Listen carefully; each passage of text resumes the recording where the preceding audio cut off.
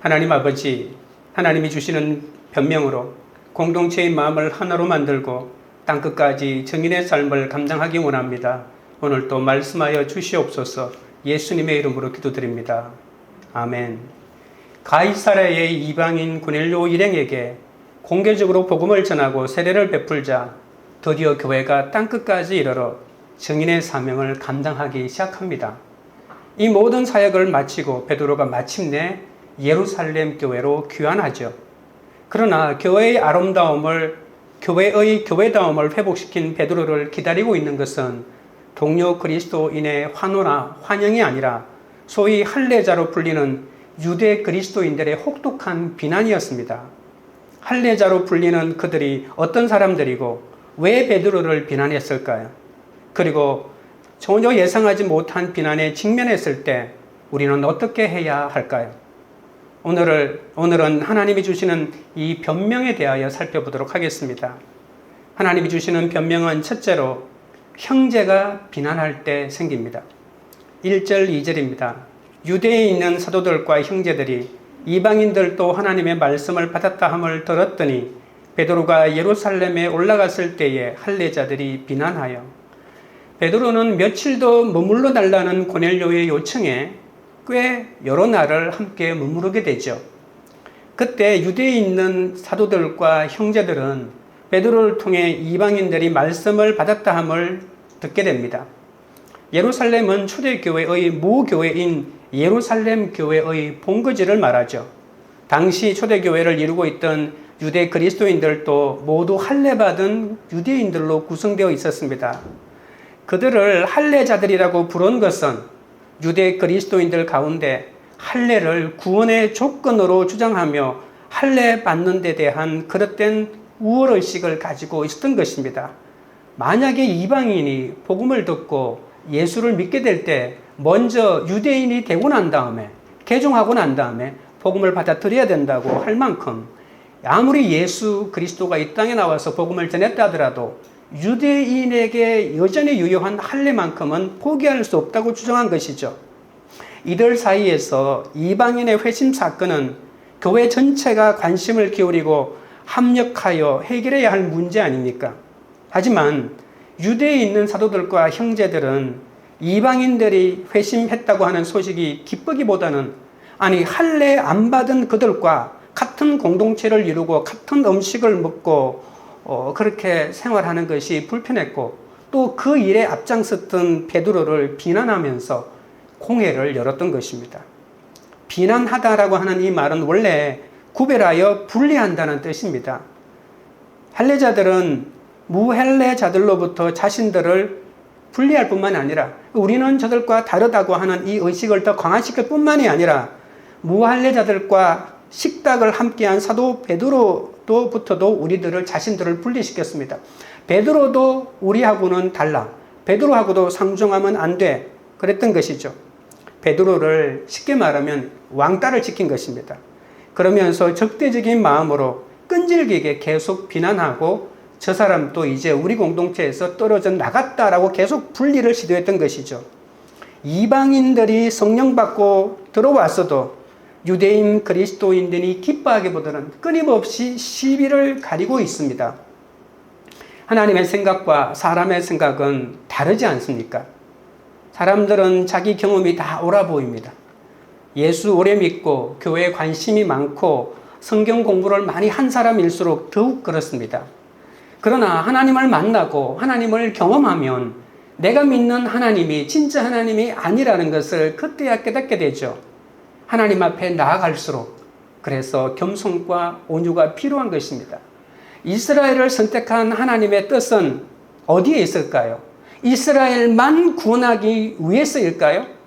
이스라엘의 구원은 이방인들을 구원하기 위한 선택이었다는 것입니다.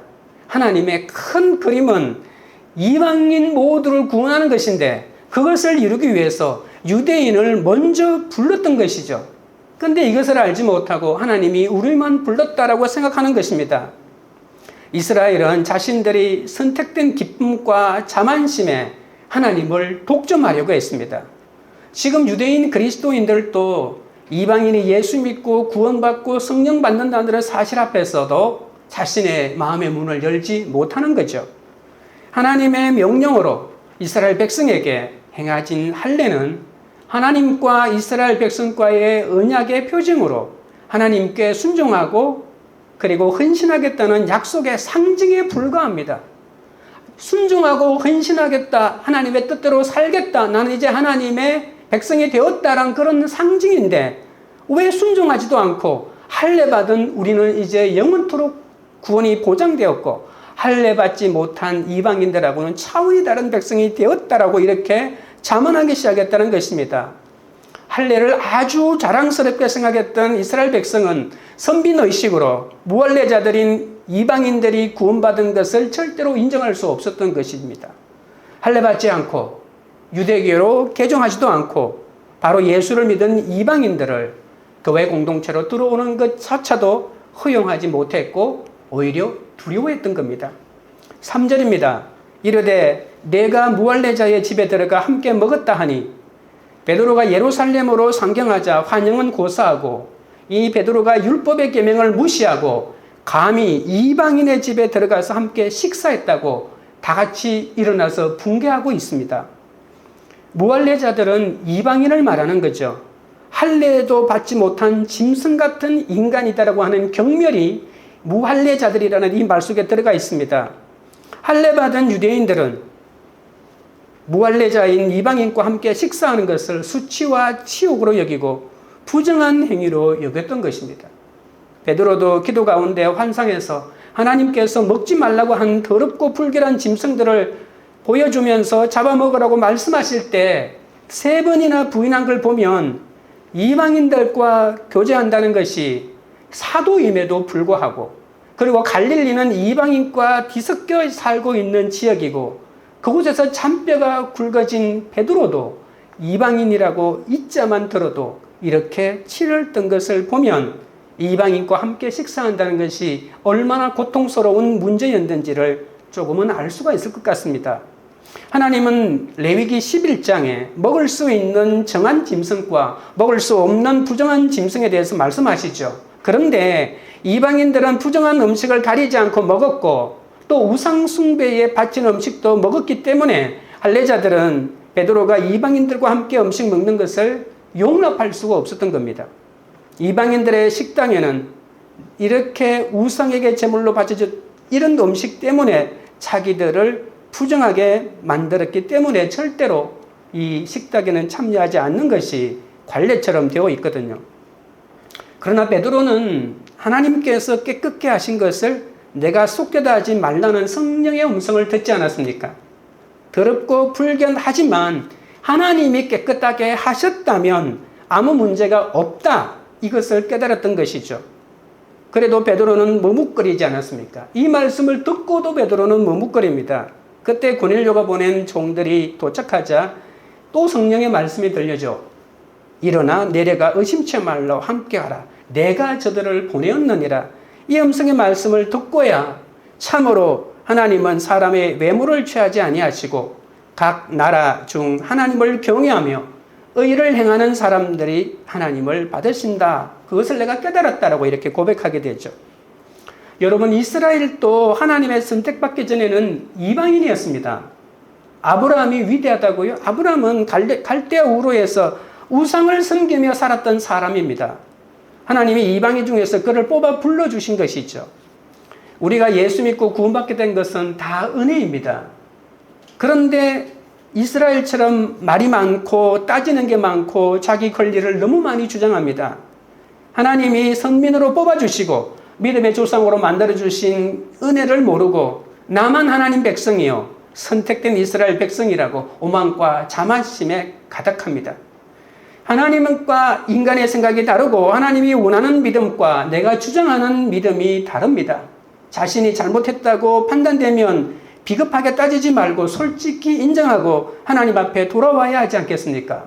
하나님은 이방인들에게도 유대인들에게 주셨던 똑같은 구원과 성령을 선물로 주셨습니다.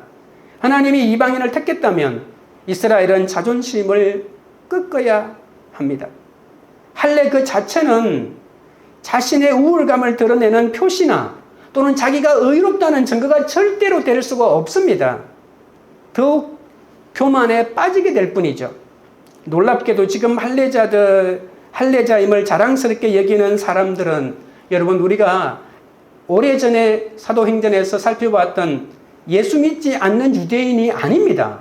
지금 이렇게 주장하고 있는 사람들은 이미 예수를 믿고 그리스도인이 된 유대인들이라고 하는 것입니다. 예수 그리스도를 주님으로 고백하는 예루살렘 교회 교인들이 지금 이런 주장을 하고 있는 것이죠. 그러니 인간의 마음속에 있는 그 편견이 얼마나 깨기 어려운 것인지 다시 한번 깨달을 수 있습니다. 이 어처구니 없는 어리석음을 계속해서 진짜 유대인들처럼 지금 그렇게 우를 범하고 있는 것이죠. 하나님으로부터 구원의 은총을 선물로 거저 받으면서도 할례받았다는 이유만으로 마치 자신에게 자격이 있는 것처럼 착각하는 높은 마음을 지녔기에 그 높은 마음으로는 주님을 온전히 주인으로 모실 수가 없기 때문에 이렇게 엉뚱한 소리와 엉뚱한 주장을 계속하고 있는 것이죠. 베드로에게는 동료들의 위로가 절실히 필요하지 않습니까? 이렇게 비난의 말을 동료들이 먼저 하고 있습니다. 성경과 인생의 주제가 편견과 비난입니다. 그때나 지금이나 여전히 인생의 주제는 편견과 편애와 그리고 비난 아니겠습니까? 베드로는 아까도 말했지만 완전한 왕따가 되었습니다. 예수님은 왕따가 되었을 때 잘 대처하라고 예수님의 십자가를 보고 부활을 보게 하지 않았습니까? 우리는 왕따가 되는 것이 두려운 것이 아니라 왕따가 되었는데도 불구하고 예수님의 십자가와 부활을 보지 못하는 것이 문제죠. 우리는 다른 성도들의 반대도 충분히 예견하면서 신앙생활을 해야 합니다. 다른 사람의 칭찬을 듣고 신앙생활을 하겠다라고 하는 것은 신앙생활을 안 하겠다와 마찬가지입니다. 모든 사람의 칭찬을 받으려면 주의 일을 하나도 할 수가 없습니다. 늘 무시되고 멀리하고 싶은 여러분의 이방인은 누구이고 그 사람이 무시하는 이유는 무엇입니까? 영적 이방인은 공동체에 있으면서도 공동체에 어울리지도 않고 언제나 나홀로 신앙을 고집합니다. 교회의 양육도 받지 않고 늘 불평이 많습니다. 가까운 가족이나 형제 중에 깊은 죄나 중독에 빠진 사람들은 절대 구원받지 못할 것이라는 이런 편견을 사로잡혀 있는 사람은 혹시 없습니까? 이방인들이 구원받았다는 소식은 출신이나 배경과 상관없이 오직 믿음으로만 구원받을 수 있는데 우리 집에 함께 사는 이 사람에게는 불가능하다는 편견이 나도 모르게 내 속에 자리 잡고 있을 수 있습니다. 유대에 있는 사도들과 형제들은 끊이지 않는 편견과 이기적인 선민의식, 예수를 믿었으면서도 여전히 버리지 못하고 시기와 질투로 베드로를 비난하고 있는 것입니다.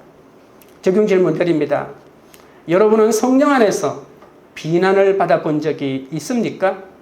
혹은 다른 사람을 비난하는 사람은 아니었습니까? 내 안에 여전히 남아있는 편견과 이기적인 선민의식은 무엇입니까? 둘째는 하나님이 주시는 변명은 차례로 설명합니다. 4절입니다. 베드로가 그들에게 이 일을 차례로 설명하여 베드로는 자신을 비난하는 유대인 그리스도인들의 이방인에 대한 편견이 너무나도 뿌리 깊기 때문에 구원 때문에 이렇게 보고 듣고 경험한 것을 차례로 설명하는 길밖에 없다고 생각했습니다. 자신을 비난하는 동료들에게 신경질을 내지도 않았고 나는 이렇게 생고생을 하며 복음을 전하는데 너희들은 고작 하는 것이 나를 비난하는 것이냐라고 생색내지도 않았습니다.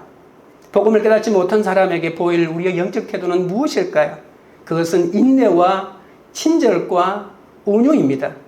그들은 아직 눈을 뜨지 않았고 어둠 속에 있기 때문에 하나님의 마음을 깨닫고 있지 못한 것뿐입니다. 그렇기 때문에 정신적으로 영적으로 혼돈에 빠져 있는 상태라고 보아야 하기 때문입니다. 그런 자들에게 차근차근 아주 자세하게 성령의 역사를 설명하는 길밖에 없습니다. 이것이 전도요, 이것이 양육입니다. 어린아이를 키울 때 하루아침에 바로 어른이 되지 않지 않습니까? 수많은 잔소리를 해야 하고 수많은 손이 가야 하는 그 일이 반복되고 난 다음에 어느 날 조금씩 어른이 되어가지 않습니까? 이해할 수 있을 때까지 친절을 베풀어 주어야 합니다. 때로는 모욕을 참고 기다리기도 해야 합니다. 베드로도 고넬료 집에 가기가 너무 싫었습니다. 베드로는 자신도 너희 할례당과 하나도 다름없는 가치관으로 이방인에 대한 편견이 있었고 처음부터 무할례자의 집에 간 것이 아니라고 변명하고 있습니다. 사람은 자기가 당해본 것만 설명할 수 있고 안 당해본 사람은 위로를 못합니다. 내가 무너져 보지 않으면 지혜가 안 생깁니다. 지혜가 안 생기는데 내가 어떻게 다른 사람에게 위로할 수 있겠습니까? 내가 오늘 들은 말을 붕어빵처럼 하나도 바꾸지 않고 그대로 다른 사람에게 옮겨버립니다. 자기가 소화가 안 된 말도 막 옮기기만 할 뿐. 여러분, 내가 들은 말을 그대로 옮길 때 어떤 문제도 해결되지 않고 문제는 더 커질 뿐입니다. 성령 세례가 임하지 않으면 여러분, 우리 인간에게 일어나는 모든 일이 이해하지 못할 일입니다. 왜 저렇게 할 수가 있는가라고 하는 이해하지 못할 뿐이거든요. 부부 사이도 마찬가지입니다. 그러나 성령 세례가 임하면 해결하지 못할 문제가 없습니다. 성령 세례가 임하지 않느냐 임하느냐에 따라서 이 문제를 해결할 수 있는 문제로 보느냐 그렇지 않느냐가 갈라진 것이죠. 여러분, 무너져 본 것만큼 사람을 분별하고 상담해 줄 수 있습니다. 내가 무너져 본 적이 없는 문제에 대해서는 그냥 피상적인 상담을 할 뿐입니다. 그러나 내가 무너져 본 적이 있는 문제를 가지고 고민하는 사람에게는 내가 무너진 그 경험만 얘기해 줘도 그 사람은 눈물을 흘립니다. 우리의 친절이 하나님의 의로 말미암을 때 마음을 녹여내는 힘이 그 속에 들어있다는 것을 명심하십시오. 베드로는 힘들게 사역한 일의 결과는 보여주지도 않고 왜 이방인과 식사를 했느냐는 끝으로 드러는 것만 추궁하니 서운하고 그 비난 앞에서 마음이 상할 법도 한데 끊임없이 차례대로 친절하게 솔직한 삶의 간증을 하고 있는 것입니다. 이것이 바로 하나님의 주신 변명입니다. 우리도 불신자들에게 복음을 전할 때 자신을 전하기보다는 지식을 전하고 자신을 전하기보다는 고난이나 사건 가운데서 보고 경험한 하나님을 설명해야 합니다. 하늘이 두 쪽에 나도 그 집에 가기 싫었던 베드로가 하나님이 설득을 끊임없이 하셨기에 베드로도 그 설득하는 법을 그때 배웠던 것이죠. 여러분, 베드로가 한 번, 두 번, 세 번 얼마나 많이 거절했습니까? 그런데도 하나님은 끊임없이 베드로를 설득했기 때문에 그 설득을 통해서 이 베드로도 자기를 반대하는 사람을 어떻게 설득해야 되는지를 배웠던 것이죠. 깨끗하고 더러운 것의 차이가 무엇입니까? 하나님이 만지셨느냐 만지지 않느냐에 따라서 깨끗하고 더러운 것이 구별되는 것이죠. 베드로는 지금 자신만이 옳다고 의기양양하게 말하고 있는 것이 아닙니다. 나도 그랬다.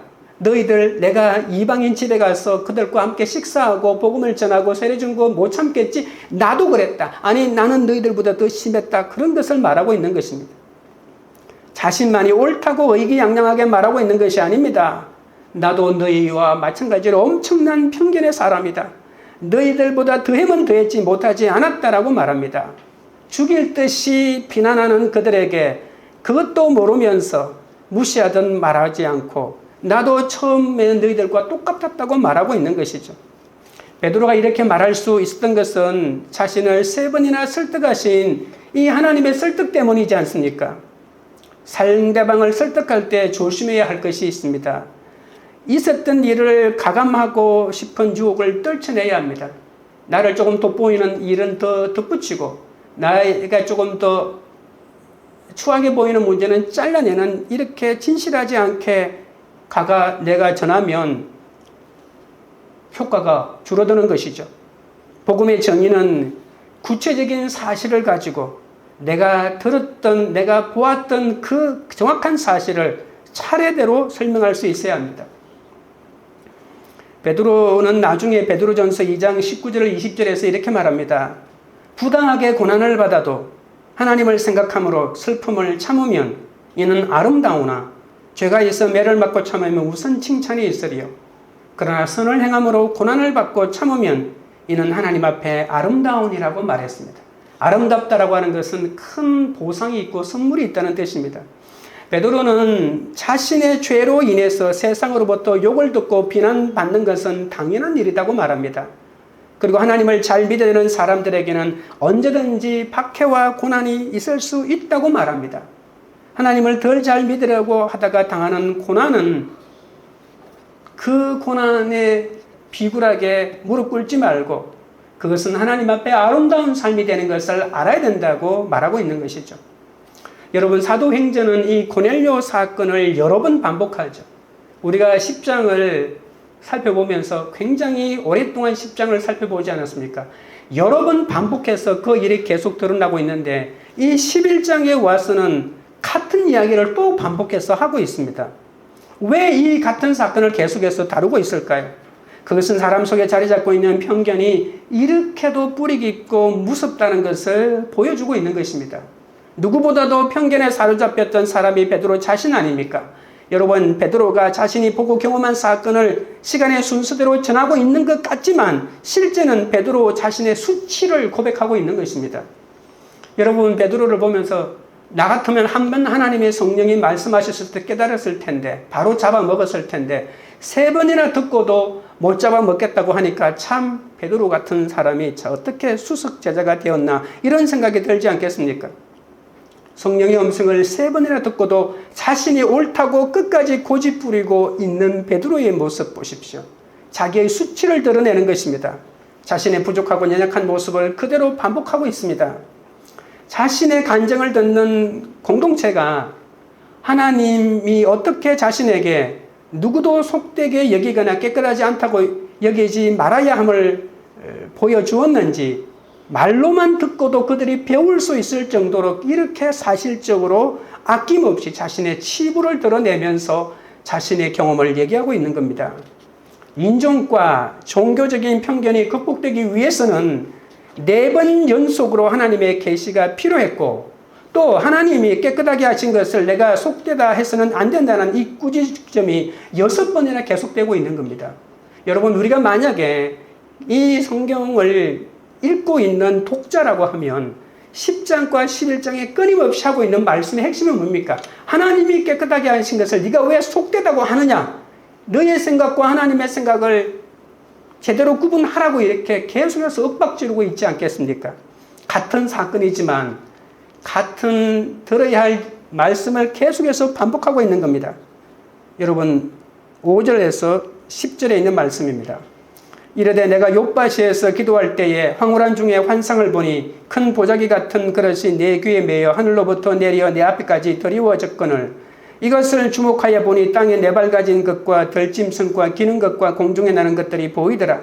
또 들으니 소리 있어 내게 이르되 베드로야 일어나 잡아먹으라 하거늘 내가 이르되 주님 그럴 수 없나이다. 속되거나 깨끗하지 아니한 것은 결코 내 입에 들어간 일이 없나이다 하니 또 하늘로부터 2번째 소리 있어 내게 이르되 하나님이 깨끗하게 하신 것을 내가 속되다고 하지 말라 하더라. 이런 일이 3번 있은 후에 모든 것이 다시 하늘로 끌려 올라가더라. 베드로는 화를 내거나 조급해하지 않고 자기가 겪었던 사실들을 크게 2가지로 설명합니다. 이 첫 번째가 바로 5절부터 10절까지 이 환상에 대한 부분입니다. 베드로가 정오에 기도하고 있을 때 갑자기 환상이 나타나죠. 보자기 같은 그릇이 내려왔고 그 안에는 불길한 짐승들이 가득합니다. 하나님은 4발 가진 짐승 중에 쪽발이지만 새김질을 못하는 것이나 새김질은 하지만 굽이 갈라지지 않는 것은 먹지 말라고 했죠. 기는 것 중에 배로 밀거나 4발로 긋거나 여러 발을 가진 것은 먹지 말라고 했습니다. 이 외에도 먹지 말라고 한 부정한 짐승들에 대해서 자세하게 말씀해 주셨기 때문에 성령님이 아무리 잡아먹으라고 해도 베드로는 속되고 깨끗이 않아서 못 먹겠다고 3번이나 거절한 것이죠. 그러나 하나님은 모든 음식물을 깨끗하게 하셨다고 하면서 사람의 마음에서 나오는 것이 사람을 더럽게 한다고 예수님이 그렇게 말하지 않았습니까? 성령님은 하나님이 깨끗하게 하신 것을 속되게 하지 말라라고 하는 이 말은 짐승의 상태를 설명했죠. 그런데 깨끗한 짐승과 부정한 짐승들은 깨끗한 사람과 부정한 사람을 뜻하는 거죠. 할례 받은 사람은 깨끗한 사람이고 무할례자는 부정한 사람인 그런 뜻입니다. 베드로가 본 보자기는 모든 인종과 계층들을 어떤 차별도 없이 담고 있는 교회의 모습을 보여주고 있는 것이죠. 유대인 그리스도인 공동체는 이 무할례자가 구원받았다는 소식에 기뻐하기보다는 이 베드로가 그들과 식사했다는 이 비본질적인 것을 가지고 물고 늘어지고 있는 것입니다. 그러니 그들의 편견과 그들의 고정관념이 얼마나 강했는지 볼 수가 있습니다. 그러나 베드로에게도 이런 고정관념이 있었기 때문에 하나님은 베드로에게 3번이나 환상을 보여주셨고 자신의 약점을 통해 거듭 설명하지 않았습니까? 11절부터 13절입니다. 마침 3사람이 내가 유숙한 집 앞에 서 있으니 가이사라에서 내게로 보낸 사람이라. 성령이 내게 명하사 아무 의심 말고 함께 가라 하시매 이 6 형제도 나와 함께 가서 그 사람의 집에 들어가니 그가 우리에게 말하기를 천사가 내 집에 서서 말하되 내가 사람을 요빠에 보내어 베드로라 하는 시몬을 청하라. 베드로의 두 번째 설명이 11절에서 16절입니다. 고넬료가 보낸 종을 만난 일과 성령님께서 어떻게 지시하셨고 고넬료의 집에 가서 일어났던 일들을 요약해서 설명하죠. 베드로가 왜 나보고 먹으라 하셨을까 고민하고 묵상하고 있는데 성령님이 함께 가라고 보내신 이방인 3사람이 도착합니다. 그때까지도 주저하고 있는 베드로에게 성령님이 아무 의심 말고 함께 가라고 명령하십니다. 요빠에서 가이사라까지 베드로를 호위한 6명은 지금 베드로와 함께 예루살렘까지 왔죠. 이 사람들은 일어난 일의 강력한 증인들입니다. 베드로와 합하여 7명이잖아요.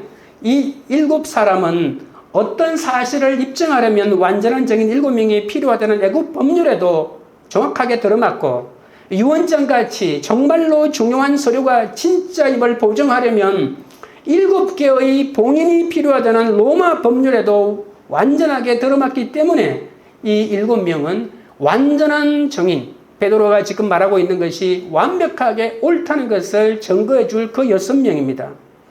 14절, 15절입니다. 그가 너와 내 온 집이 구원받을 말씀을 내게 이르리라 함을 보았다 하거늘 내가 말을 시작할 때에 성령이 그들에게 임하시기를 처음 우리에게 하신 것과 같이 하는지라. 베드로가 고넬료의 집에 도착하니 이미 성령께서 역사하고 계셨습니다. 우리도 성령의 지시를 받고 즉각 순종해야 합니다. 우리가 거기 가면 성령이 먼저 역사하고 있습니다.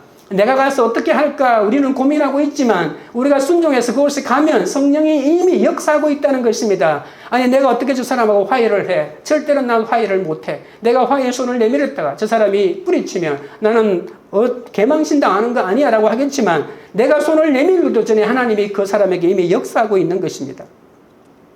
우리가 말씀을 묵상하고 난 다음에 적용해야 할 것을 그날 적용해야 하는 이유가 바로 그것입니다.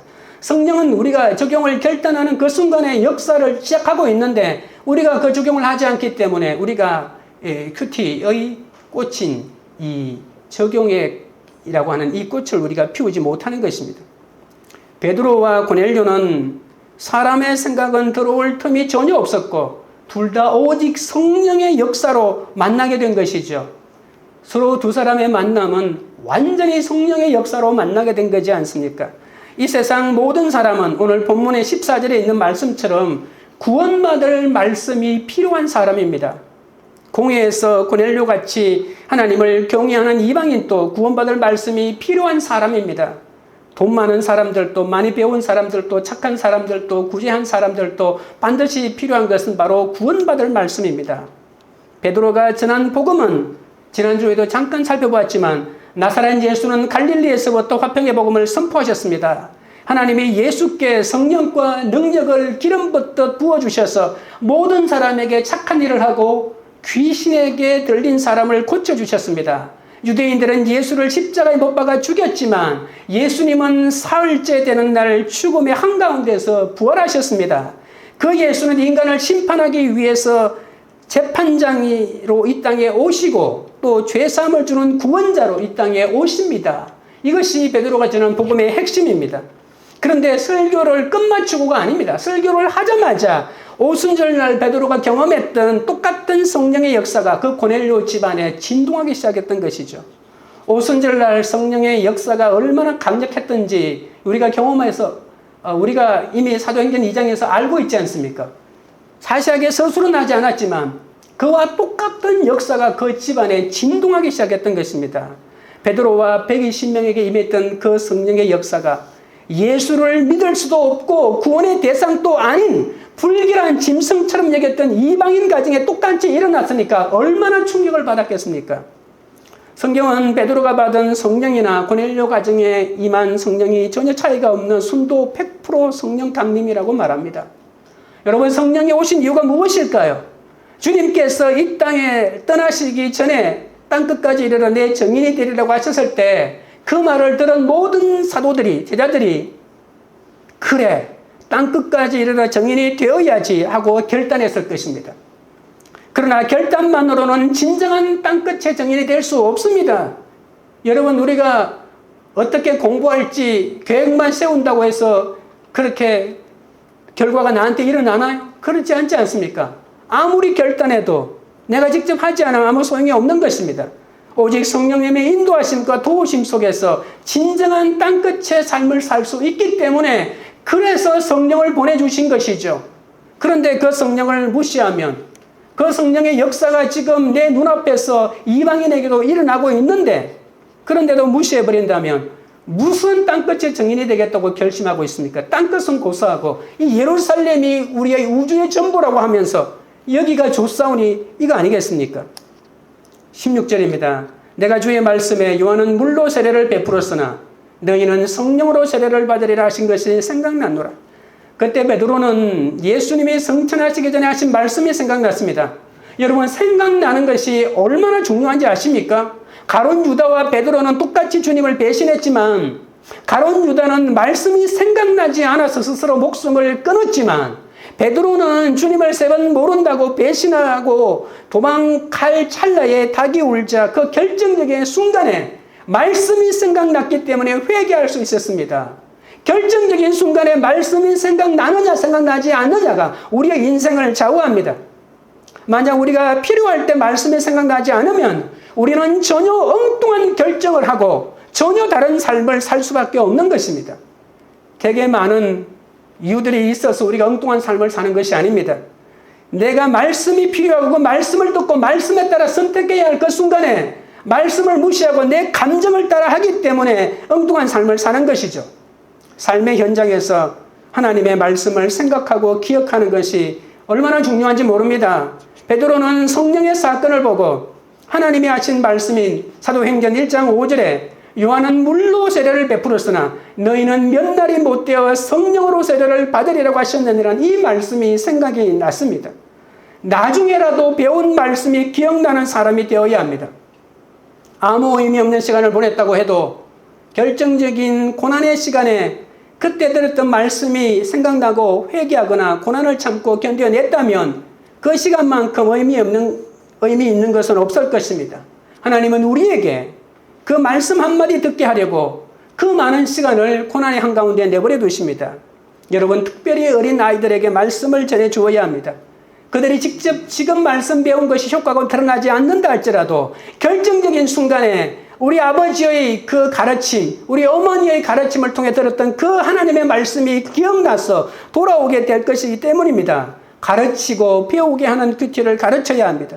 유대인들은 말씀이 꿀송이처럼 달다는 것을 알게 하기 위해서 첫 돌도 되지 않은 어린 나이에게 성경 끝에다가 꿀을 발라가지고 그것을 핥아먹게 만든다고 합니다.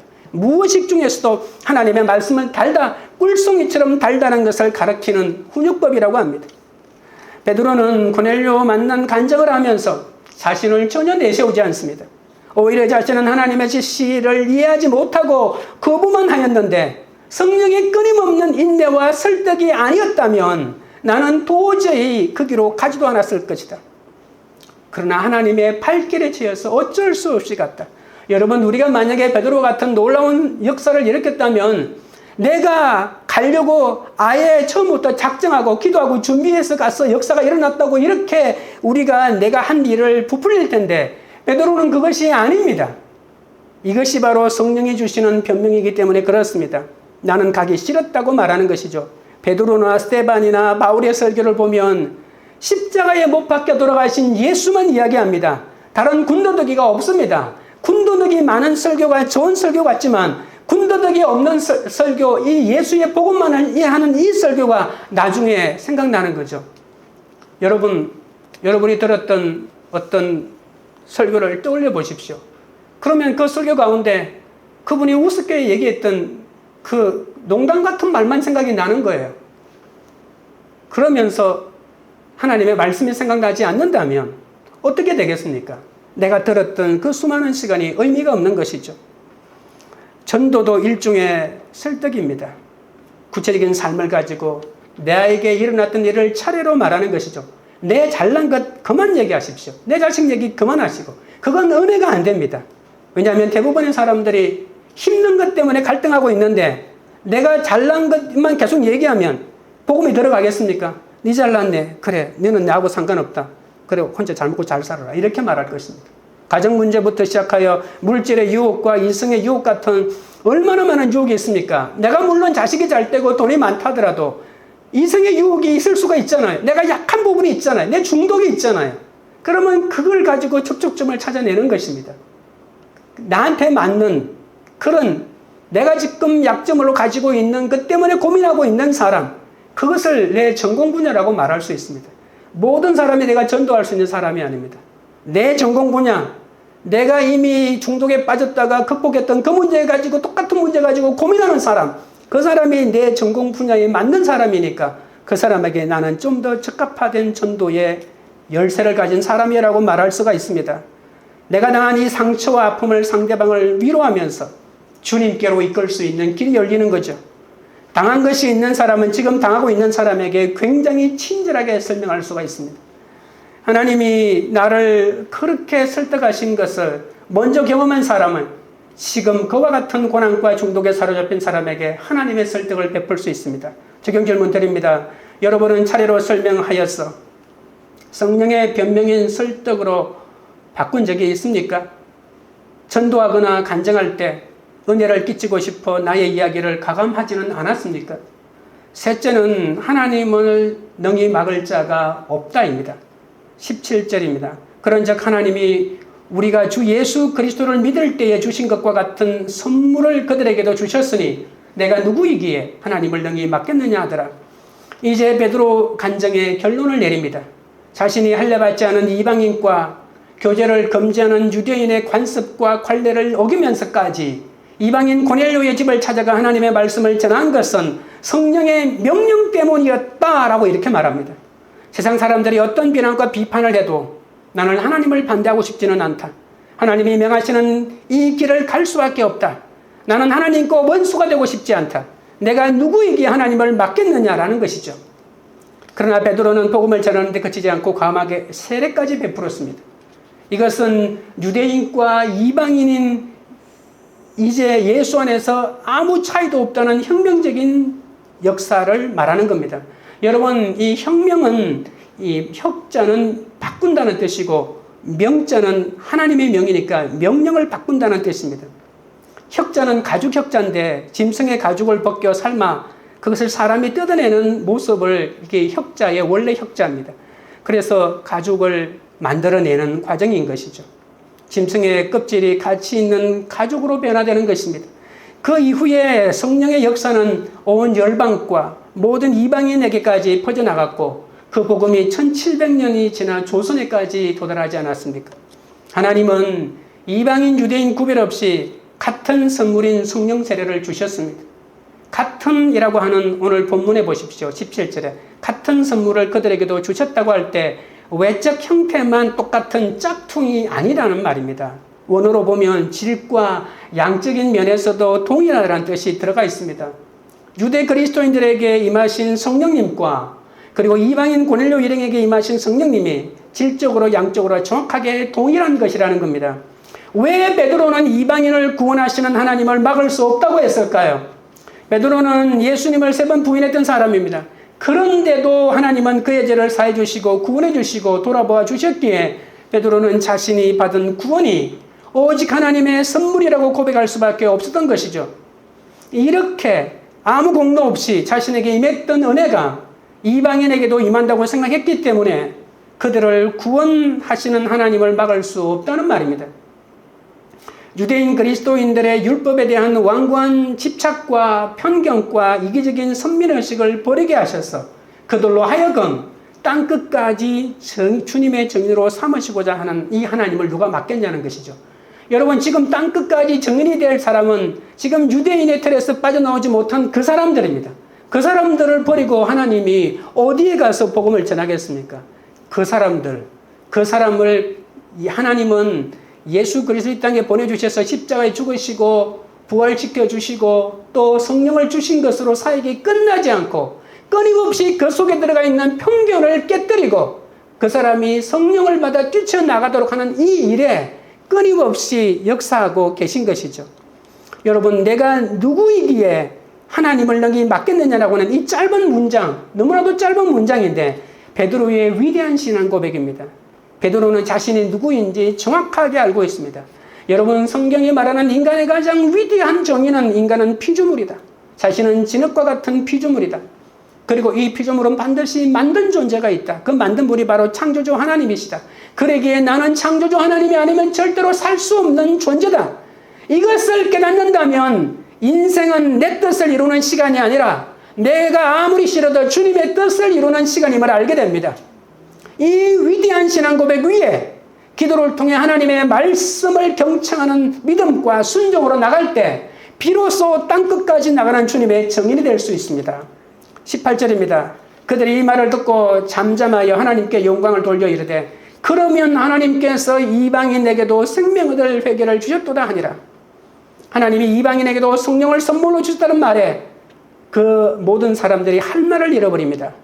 베드로가 자기는 하나님 앞에서 아무것도 아니라면서 이렇게 겸손하게 성령의 변명을 하니 이것이 바로 이 할례자들의 신라를 멈추게 하고 베드로와 화해하게 하고 회개하는 마음을 그에게 주시고 비로소 하나님을 찬양하게 된 것이죠.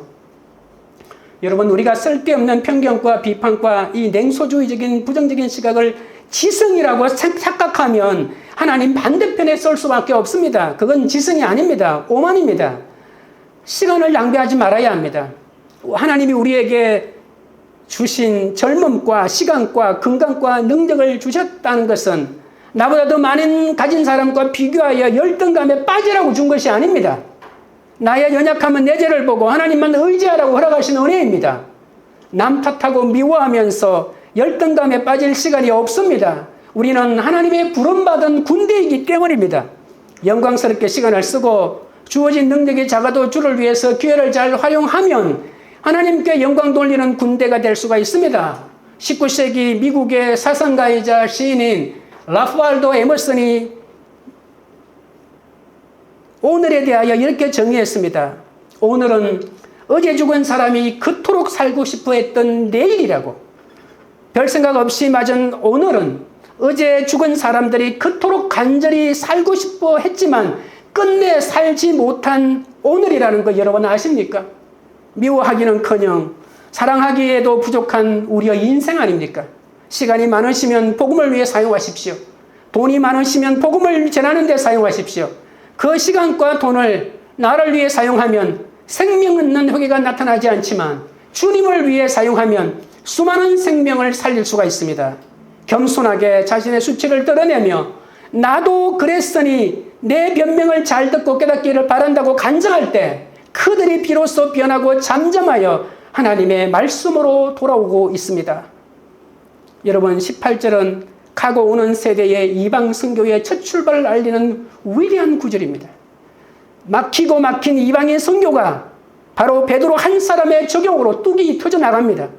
나는 늘 제자리에 있는 것 같아도 예수님 한 사람의 순종으로 죄 가운데 있던 많은 사람의 살아날 길이 열린 것처럼 유대인에 의해 막혀있던 이방인 선교가 베드로 한 사람의 순종으로 활짝 열리게 된 것입니다. 어떤 사람들은 사도행전은 베드로의 행전이 아니라 바울의 행전이라고 말합니다. 맞습니다. 그러나 이 이방인 선교의 물꼬를 트는 이 베드로의 헌신이 없었다면 어떻게 바울이 나올 수가 있었겠습니까? 나 한 사람의 순종으로 막힌 담이 뚫려 가정과 교회와 나라가 복을 받게 될 것입니다. 베드로의 설명을 들은 할례받은 그리스도인들은 그 말을 인정하고 비난을 멈추고 하나님께 영광을 돌립니다. 그러면서 하나님이 이방인들에게 생명을 얻는 회개를 주셨다라고 모든 사람이 입을 모아서 그렇게 동의합니다. 하나님께서 이방인들을 구원하기 시작하셨습니다. 초대교회 성도들은 이방인들에게 복음을 전하기 위해 목숨을 바치고 순교합니다. 이제 우리 이방인들이 유대인들과 이방인들에게 복음을 전하는데 온 힘을 다해야 합니다. 온누리교회 한교 목사님이 예루살렘으로 하버드 출신인 인트레이트 목사님을 예루살렘으로 선교사로 파송했습니다. 그 인트레이트 목사님이 이렇게 얘기합니다. 이제는 유대인들이 이방인입니다. 원래 이방인이었던 여러분이 우리를 위해서 기도해 주지 않고 우리에게 복음을 전하지 않으면 이제 이방인이 된 우리 유대인들은 아무 가망이 없습니다. 우리를 살려주십시오. 이렇게 말했다고 합니다. 이제 우리 이방인들이 유대인들과 또 다른 이방인들에게 복음을 전하는데 온 힘을 다해야 할 것입니다. 자기 죄를 보고 회개하여 구원받은 사람들은 이렇게 다른 사람의 구원을 기뻐하는 사람입니다. 그리스도인들은 어떤 사람이냐고? 남의 구원을 기뻐하는 사람입니다. 돈이 많고 원하는 것이 이루어지고 내 집안이 잘된 것으로 기뻐하는 사람이 아니라 다른 사람의 구원받는 것으로 기뻐하는 존재라는 것입니다. 이들은 사망에서 돌이켜 하나님 생명에 접붙임 받은 것이 사람으로서는 할 수 없는 일을 이제 알았습니다. 구원은 온전히 하나님의 선물이며 하나님을 믿고 영접하면 누구도 받을 수가 있습니다. 구원은 나의 공로가 아니고 오직 하나님의 은혜로만 받을 수 있는데 내가 전하지 않으면 그것이 절대로 전해지지 않는다는 것 또한 우리가 명심해야 할 것입니다. 적용 질문 드립니다. 나를 비난하는 사람에게 내 잘못을 이야기하는 변명과 설득을 통해 그가 하나님께 영광을 돌린 경험이 있습니까? 말씀을 맺겠습니다. 하나님이 주시는 변명은 형제가 비난할 때 나타납니다. 하나님이 주시는 변명은 사례로 설명합니다. 인내와 친절로 온유로 자신의 수치를 드러내며 상대방을 무시하지 않고 끝까지 설득합니다. 하나님이 주시는 변명은 아무도 막을 자가 없습니다. 겸손하게 변명할 수밖에 없는 상태로 상대방에게 나아가면 하나님이 변호해 주십니다. 내 잘못을 그냥 날 얘기할 때 성령의 변명이 되고 하나님이 주시는 변명이 되어 모든 문제가 해결되고 영원히 구원받을 줄 믿습니다. 여러분 모두 이러한 하나님이 주시는 변명으로 사람을 살리고 땅끝까지 나가시는 여러분 되시기를 주님의 이름으로 축원드립니다. 찬양드리고 기도하겠습니다.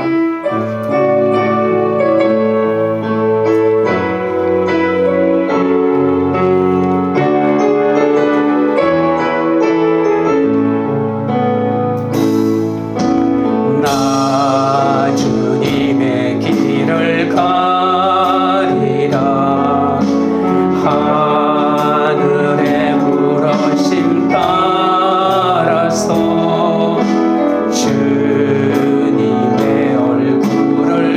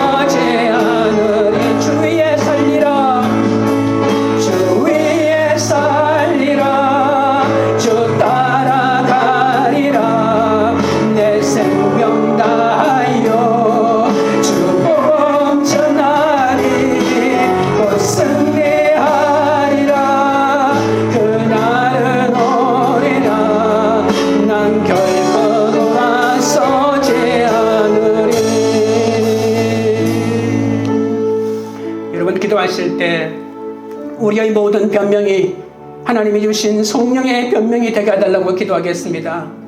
자기 모습의 형편없는 모습을 간직하고 내가 너희보다 더했다고, 하나님이 끝까지 인내하고 친절하게 해주셨기 때문에 내가 그렇게 사명 감당했다고 하면서 그들의 마음이 녹아지도록 복음을 설명하며 전할 수 있게 해달라고 기도하겠습니다. 전도하거나 간증할 때 은혜를 끼치고 싶은 마음 때문에 나의 이야기를 가감하지 않고 진실만을 이야기해달라고 기도하겠습니다. 나를 비난하는 사람에게 내 잘못을 이야기하는 변명과 설득을 통해 하나님께 그가 영광을 돌리는 모습을 보게 해달라고 다 같이 주여 세 번 부른 다음에 기도하겠습니다. 주여 주여 주여. 거룩하신 하나님 우리 아버지여, 우리의 모든 변명이 아버지여 나를 자랑하는 것이 아니라 하나님이 주신 성령의 변명이 되게 하여 주시기를 원하옵나이다. 나의 약한 모습 그대로, 수치된 모습을 그대로 간직하고 내가 너희보다 더했다고, 나는 너희보다 더 형편없었다고, 나는 너희보다 더 병들에 사로잡혔다고, 그런데 하나님이 인내하고 하나님이 끝까지 내 마음을 녹여주셨기 때문에 사명을 감당했다고 하면서 끝까지 인내하며 친절하게 그들의 마음이 녹아져 복음을 받아들일 수 있도록 아버지 하나님 말씀을 전하는 저희들이 되도록 은혜를 더하여 주시기를 원하옵나이다. 전도하거나 간증할 때 은혜를 끼치고 싶고 나의 이야기를 가감하지 않게 하시고 진실만을 이야기하며 나아가도록 하나님 도와주시기를 원하옵나이다. 나를 비난하는 사람에게 내 잘못을 이야기하는 변명과 설득을 통해 이 말을 듣는 사람이 하나님께 영광을 돌려 주님께로 돌아오는 그 놀라운 영광을 바라보게 하여 주시기를 원하옵나이다. 성령이여 우리 가운데 역사하시고 우리 가운데 하나님의 영광을 보여주시옵소서. 하나님 아버지, 베드로가 복음을 전해 구원의 역사가 일어났지만 사도들과 형제들에게 기가 막힌 비난의 말을 들을 때도 그 형제들을 원망하지 않고 자신 속에 가득 찬 편견 때문에 나는 누구보다도 고넬료의 가기 싫었고 그 음식을 먹기 싫었는데 그러면서 자신의 치부를 드러내며 간증하였습니다. 하지만 저는 나에게 있는 연약함은 무조건 숨기고 다른 사람의 치부로 은근히 비난할 때가 많았사오니 불쌍히 여겨 주옵소서. 저도 성령님의 포기하지 않으시는 설득으로 구원받았음에도 여전히 제 안에 끊이지 않는 편견이 사로잡고 있사오니 이기적인 선민의식으로 다른 사람을 판단하고 정죄하는 저를 용서하여 주옵소서. 고넬료의 집에 일어난 구원의 역사를 자기 공로라며 칭찬을 듣고 싶었지만 속지 않으시는 하나님은 자신은 아무 일도 한 것이 없다고 베드로를 하여금 고백하게 하시고 오히려 그렇게 가기 싫어서 거부하다가 할 수 없이 갔다고 고백하게 만들어 주셨습니다. 그 부끄러운 고백을 통해 예루살렘 교회를 다시 설득하여 하나로 만드시고 온 힘을 다하여 복음은 땅끝까지 이방으로 열방으로 나아가 전해져야 한다는 것을 서로가 고백하게 하셨사오니 이 위대한 하나님, 놀라우신 하나님을 찬양합니다. 어떤 경우에도 내 자랑을 멈추게 하시고 내 속에 실패와 부족한 치부를 드러내면서라도 주님의 사명을 감당하게 하여 주옵소서. 내 수치를 드러낼 때도 가감없이 진실만 말하게 하옵소서. 하나님을 능히 막을 자가 없음을 알고 우리의 모든 변명으로 더러운 수치가 다 드러나더라도 구원을 위해 차례로 설명하는 우리의 변명이 성령의 변명이 되고 성령의 설득이 되어 공동체 지체들의 마음이 녹아지게 하시고 모두 한 마음이 하나가 되어 주님의 영광만을 드러낼 줄로 믿습니다. 관계 우리들 교회가 차별하는 전통과 지역 감정에서 떠나 오직 믿음으로 말미암아 구원받는 예수 공동체가 되게 하여 주옵소서. 각자 비난당할 때 자기 변명이 아닌 공감과 인내함으로 설득하는 하나님이 주신 변명을 할 수 있도록 역사하여 주옵소서. 우리 공동체의 영적인 이방인과 육적인 이방인이 없게 하여 주시고 한 사람도 실족하지 않고 모두 함께 하나님 나라를 보고 듣고 누리고 전하는 은혜를 허락하여 주시옵소서. 예수 그리스도 이름으로 기도드리옵나이다. 아멘.